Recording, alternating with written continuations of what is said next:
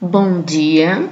Hoje nós vamos estar falando da Europa no século XIX e vamos estar abordando alguns conceitos como liberalismo e nacionalismo. Primeiro a gente precisa entender que ao longo do século XIX a Europa vai estar vivenciando um momento de transformação, um momento no qual o antigo regime ele vai entrar em crise, nós vamos estar com uma crise do antigo regime e a gente vai ter uma burguesia se formando e ganhando uma força nesse período. Então a gente tem essa nova classe social da burguesia. Em detrimento a isso tudo, nós continuamos tendo uma sociedade dividida entre clero, nobreza e, sobretudo, os camponeses. Então, nesse período, nós vamos ter uma transformação da vida, uma transformação de um regime, buscando um novo regime político, e esse regime seria basicamente o chamado capitalismo industrial.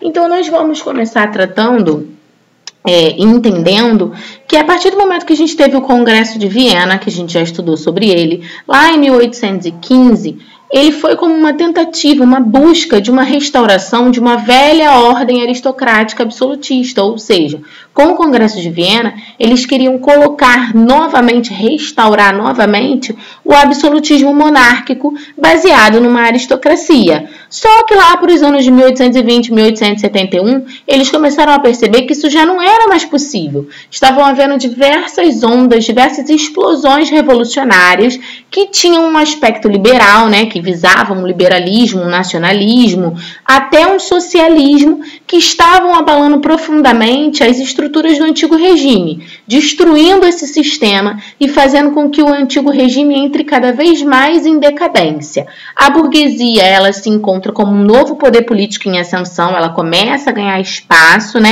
e a gente, para conseguir sair desse antigo regime, a gente tem um longo processo de transformações, um longo processo de revoluções, até que de fato a gente consiga instaurar uma nova ordem.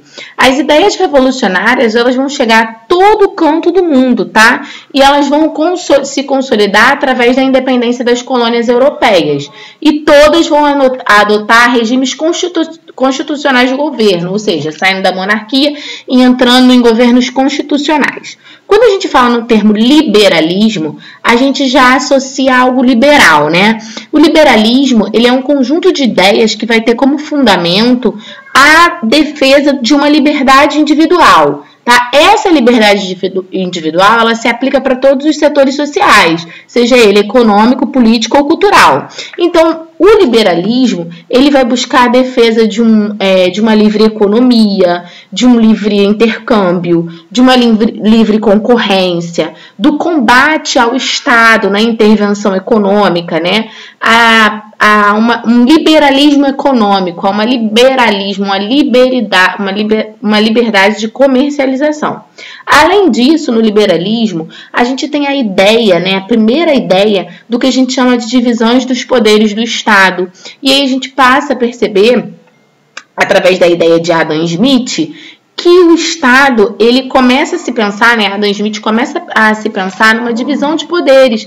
Divisão essa que vai ser baseada em 3 poderes, que são os poderes que nós temos hoje, o executivo, o legislativo e o judiciário. E Adam Smith vai dizer que essa representatividade popular de todas as esferas vai fazer com que haja eleições livres, uma doutrina liberal livre. Então, para ele é imprescindível, através do liberalismo, a gente ter essa divisão de poderes do Estado. Então, Adam Smith, ele foi o principal defensor do liberalismo, principalmente do liberalismo econômico, que vai delimitar a intervenção do Estado na economia, e ele vai considerar a liberdade como a única forma possível de trazer o bem-estar para todos os povos. Então, essa liberdade é a liberdade econômica, a liberdade de comércio, o fim das tarifas alfandegárias, a liberdade das escolhas econômicas por parte do indivíduo, e o Estado, ele deixa de ser o símbolo máximo do liberalismo, da economia, e passa a ser um condutor econômico. Então, os pensadores, eles vão concordar, né, com esse direito natural de que todos têm liberdade, todos devem viver e produzir conforme os seus interesses, e o limite do homem seria o respeito à vida e aos bens dos outros, tá? Então, essa defesa da liberdade perante o Estado é que o Estado não deveria interferir nas atividades econômicas. Cada um faria o que achava melhor para si, o que achava que mais iria lhe trazer lucro, comercializava com quem gostaria de comercializar. Uma das ideias que também foi muito difundida de Adam Smith, que vai dar a ideia do que a gente chama de produção por etapas ou de fragmentação da produção, é de que o trabalho humano, seja ele na agricultura ou na indústria, ele fundamenta a riqueza de uma nação, ele é a base da riqueza de uma nação. E mais do que isso, cada trabalhador deveria se deter em uma etapa da produção. É o que a gente fala de produção por etapas. Porque Adam Smith vai defender que se um cara faz todo o processo de produção de um produto, ele pode demorar anos. A partir do momento que a gente fragmenta essa produção, ela se torna de forma mais rápida, tá? Então, a partir daí, a gente tem o que a gente chama de fragmentação da produção. Após algo que a gente chama de Revolução Francesa, né, o sentimento nacionalista ele vai aumentar, vai aflorar de maneira tão rápida em diversas nações, né, que vai fazer com que os grupos comecem a querer se livrar da dominação estrangeira, a querer espalhar o seu ideal nacionalista, né, a querer ter a sua própria cultura, livre de qualquer dominação e qualquer participação estrangeira. Então, o nacionalismo ele vai pressupor a questão da integração, tá, no interior de uma mesma unidade política.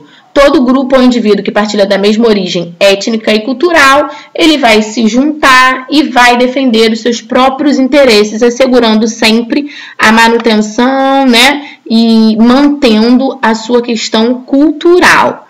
Então, toda vez que a gente fala de nacionalismo, a gente vai estar ligada, né, a essa integração para manter essa cultura.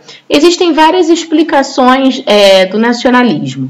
Alguns buscam explicações nacionalistas em questão da economia, né? Eles dizem que para o nacionalismo se difundir, a economia, a industrialização causou desigualdades sociais e econômicas, que fez com que os grupos mais frágeis se dominassem, né, se protegessem das imposições dos mais poderosos.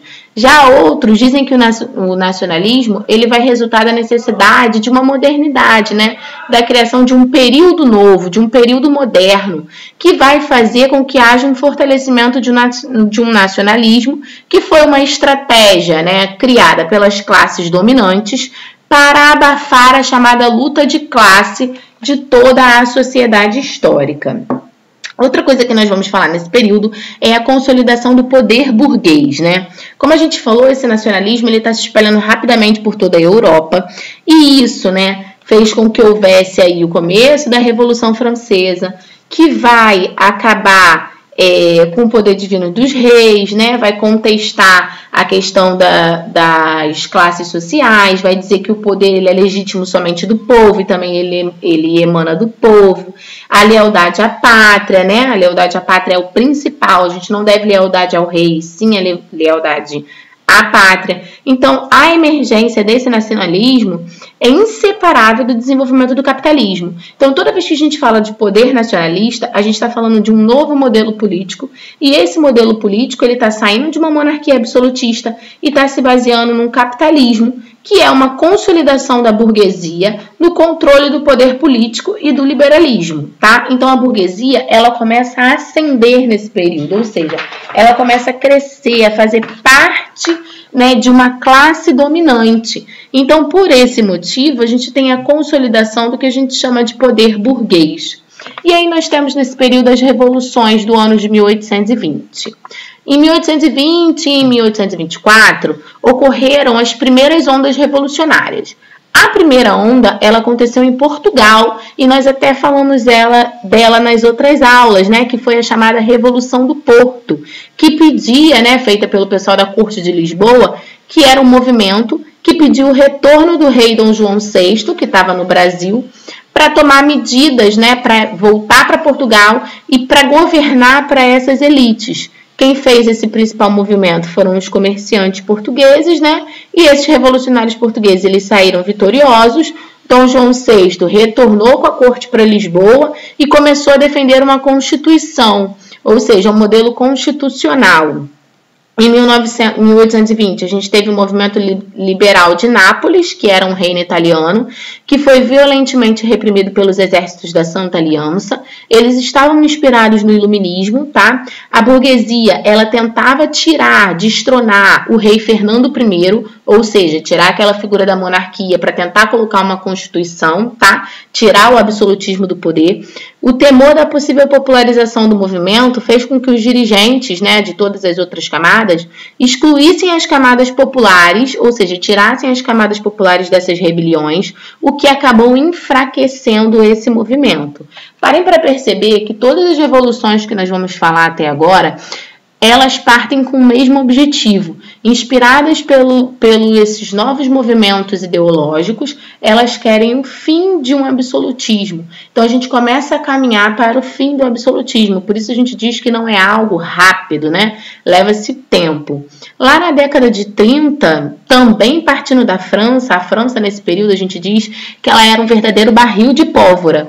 Porque através dela a gente vai ter o surgimento de várias ondas revolucionárias inspiradas nesse movimento, né, da Revolução Francesa, de igualdade, liberdade, fraternidade. Então, por isso a gente diz que a França é um verdadeiro barril de pólvora. Então, em 1830, partindo da França, a gente vai ter uma revolução que vai atingir vários países, a Polônia, a Bélgica, a Alemanha, a Itália.